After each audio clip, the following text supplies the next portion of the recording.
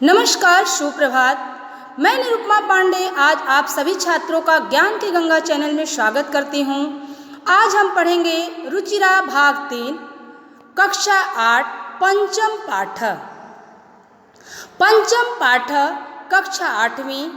पाठ का नाम है कंटके नैव कंटकम। इसका हिंदी अनुवाद देखेंगे। इस शब्द का क्या है? कंटकम अर्थात कांटे। कंटके नैव, कांटे से ही कांटे को निकाला जा सकता है। कहने का तात्पर्य यह है कि लोहा ही लोहे को काटता है। इस पाठ का हिंदी अनुवाद देखेंगे। मध्य प्रदेश के डिडोरी जिले में प्रधानों के बीच प्रचलित एक लोक कथा है। यह पंचतंत्र की शैली में रचित है। इस कथा में यह स्पष्ट किया गया है कि संकट में चतुराई एवं प्रत्युत्पन्न मतित्व से बाहर निकला जा सकता है। अर्थात इस पूरे पाठ में यह बताया गया है कि एक शिकारी और एक शेर रहता है। शिकारी शेर की बातों में फंस जाता है और वह किस तरह से बहुत ही चतुराई के साथ उस मुसीबत से बाहर निकलता है। आइए पाठ का अभ्यास करते हैं। आसीत कश्चित चंचलो नाम व्याघ्र। आसीत था, कश्चित कभी, चंचलो नाम है, नाम व्याघ्र शिकारी। एक समय की बात है कि एक चंचल नाम का शिकारी था। किसी समय की बात है यह कि एक चंचल नाम का शिकारी था। पक्षी मृगादीनां ग्रहणेन स स्वीयां जीविकां निर्वाहयति स्म। पक्षी अर्थात पक्षी, मृगा पशु। कहा गया इसमें कि पशु पक्षियों को मारने पर, पशु पक्षियों को ग्रहण करने से सह वह स्वीयाम अपना जीविकाम जीवन निर्वाह चलाता स्म था। पशु पक्षियों को ग्रहण कर पशु पक्षियों को मारने के बाद जो उनसे पैसे उपलब्ध होते थे, जो उनसे पैसे प्राप्त होते थे, उस पैसों के द्वारा वह शिकारी अपना जीवन निर्वाह करता था या अपना रोजी रोटी चलाता था। पूरी पंक्ति का अर्थ देखेंगे। एक समय की बात है, एक चंचल नाम का शिकारी रहता था जो कि पशु पक्षियों को मारने से अपनी जीविका चलाता था। एकदा सह बने जालम विस्तीर्य गृहम आगतवान। एकदा एक बार सह वह बने जंगल जालम जाल नेट विस्तीर्य फैलाकर गृहम घर आगतवान आया। एक बार वह शिकारी क्या किया कि जंगल में गया और वहाँ पे जो उसका नेट था, जो उसका जाल था पशु पक्षियों को फंसाने का, उस जाल को फैला करके वह घर पे आ गया। अन्य अस्मिन् दिवसे प्रातः काले यदा चंचलम वनम गतवान तदा स दृष्टवान। अन्य अस्मिन् दूसरे दिन, अन्य अर्थात दूसरे दिन, दिवसे दिन, प्रातः सुबह काल में, यदा जब, चंचल शिकारी का नाम है, वन में, गतवान गया, तदा तब, सह वह दृष्टवान देखता है। क्या देखता है? जब दूसरे दिन वह चंचल नाम का शिकारी वन में गया तो वहाँ पे वह क्या देखता है? यत तेन विस्तारिते जाले दौर्भाग्याद एक व्याघ्र बद्ध आसीत। वह क्या देखता है कि तेन, उसने जिस जाल को विस्तारिते फैलाया है, दौर्भाग्यम दुर्भाग्यवश, एक शेर, व्याघ्र शेर, बद्धम फंस जाता आसीत था। जब जिस जाल को वह शिकारी फैलाया था उसी जाल में दुर्भाग्यवश एक शेर फंस गया था। पूरी पंक्ति का अर्थ देखेंगे। एक बार जब जंगल में चंचल नाम का शिकारी जाल को फैला करके घर आ गया और दूसरे दिन जब वह जाता है प्रातः काल में जंगल में, तो क्या देखता है कि जिस जाल को उसने फैलाया है उसी जाल में दुर्भाग्यपूर्ण एक शेर फंस जाता है। आगे देखेंगे। सो अचिंतनीय व्याघ्र मां खादिष्यति अतएव पलायनम करणीयम वह सोच में पड़ जाता है, सोचने लगता है।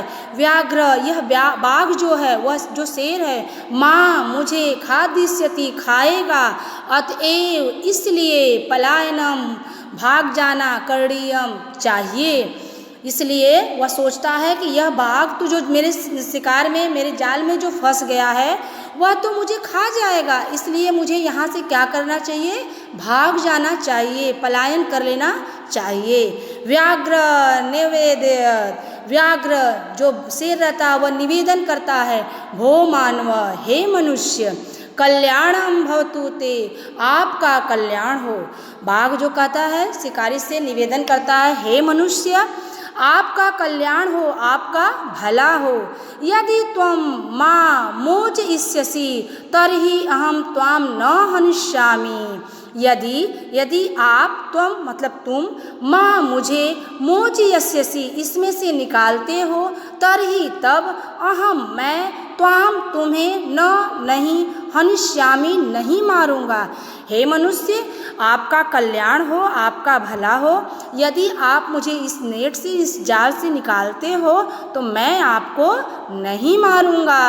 लास्ट लाइन देखेंगे, तदा सह व्याघ्र जालात वही निर्सारयत, तदा तब, सह वह, शिकारी, व्याघ्र शेर। यहाँ पे दो शब्द है, सिमिलर शब्द है, व्याध अर्थात शिकारी, व्याघ्र अर्थात शेर।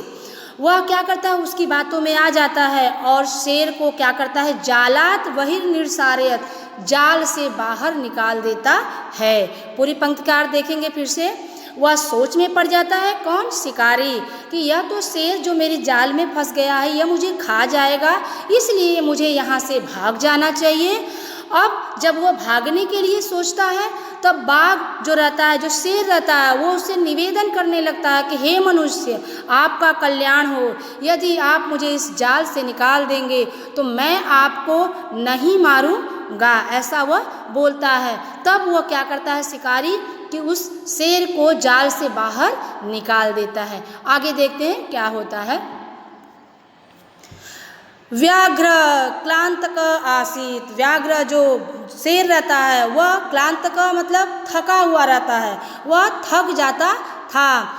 सो अबदत, और फिर वह बोलता है, किससे बोलता है, शिकारी से बोलता है, भो मानव, हे मनुष्य, हे शिकारी, पिपासु अहम, पिपासु अर्थात प्यासा, अहम अर्थात मैं तो प्यासा हूँ। नद्दा जलमानियम मम पिपासाम समय, नदी से जल लाइए, मम और मुझे, मेरी प्यास जो है, मुझे पानी देकर मेरी प्यास को शांत करो, समय मतलब उसे शांत करो।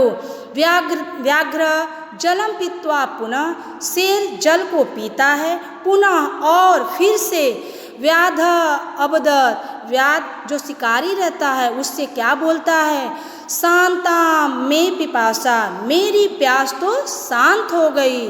सांप्रतम विभुक्षितो अस्मि, सांप्रतम इस समय, सांप्रतम का अर्थ होता है इस समय, विभिक्षितो भूखा हूँ, अस्मि मतलब हूँ, मैं इस समय भूखा हूँ। इदानीम अहम त्वाम खादिष्यामि, इसलिए, इदानी मतलब इस समय, इसलिए, अहम मैं, त्वाम तुम्हें, खादिष्यामि खाऊंगा, इसलिए मैं तुम्हें खाऊंगा। अगेन देखते हैं, व्याघ्र जो शेर रहता है वह थका हुआ रहता है और थकने की वजह से वह बोलता है, किससे बोलता है, शिकारी से बोलता है, हे मनुष्य, मैं तो प्यासा हूँ, यदि आप नदी के जल से जल लेके आते तो मेरी प्यास शांत हो जाती। और शिकारी क्या करता है, जल लेकर के आता है और शेर का जो प्यास रहता है, जो शेर प्यासा रहता है, वह जल को पीता है पुनः, और फिर से शिकारी से बोलता है कि मेरी जो प्यास थी वो तो शांत हो गई, लेकिन सांप्रतम इस समय मैं तो बहुत ही भूखा हूँ। इदानीम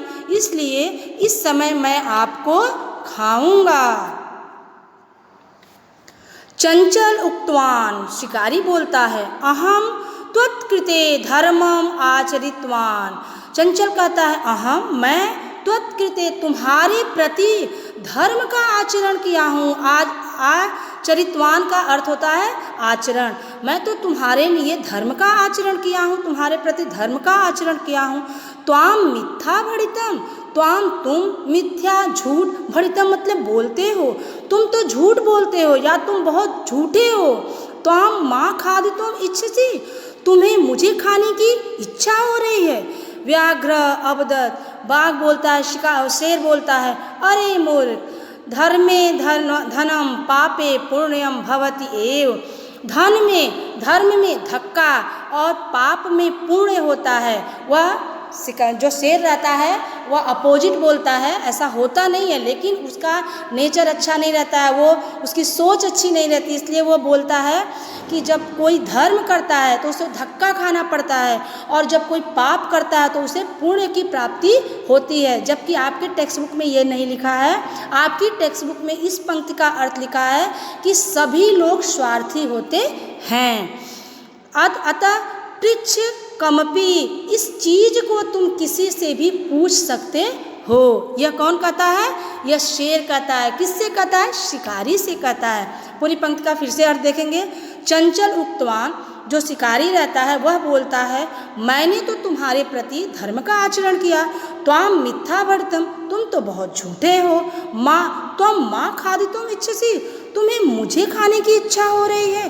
तो शेर बोलता है, अरे मूर्ख, जब कोई धर्म करता है तो उसे धक्के खाने पड़ते हैं, लेकिन जब कोई पाप करता है तो उसको पुण्य मिलता है। क्या इस चीज़ को तुम नहीं जानते हो? तुम चाहो तो किसी से भी पूछ सकते हो। अब क्या करता है शिकारी, देखिए। अब शिकारी क्या करता है, इस चीज़ को पूछने के लिए, इस चीज़ को सही करने के लिए क्या करता है, नदी के पास आता है। चंचल नदी जलम अपृच्छत, जो चंचल जो शिकारी रहता है वो नदी जल के पास आता और नदी जल से पूछता है। नदी जलम अवदत्, नदी जल बोलता है, क्या बोलता है, एवमेव भवति, ऐसा ही होता है। क्या कर रहा है? ऐसा ही होता है।